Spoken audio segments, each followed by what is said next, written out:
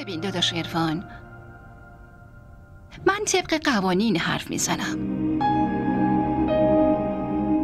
حالا شما اینو شرط حساب میکنین یا مصالحه، موضوع اینه که هنوز به خاطر سمی مؤمنی بیچاره زندگی سر و سامون نگرفته. بتول خانم شاید مؤمنه رو به هر حال قبول میکرد، نمیدونم، ولی به هیچ عنوان سمی رو قبول نمیکنه. برای همین من میخوام که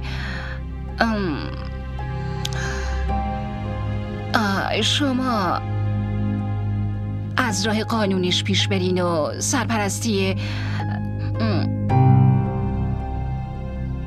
سمی رو به من واگذار کنین.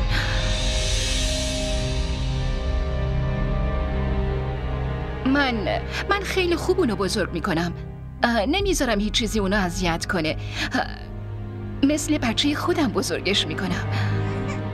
ببین داداش عرفان، خواهرزاده من قاسم تنها تکیه‌گاه من بود و اینکه خداوند مؤمنه رو بعدها صاحب بچه‌های زیادی میکنه،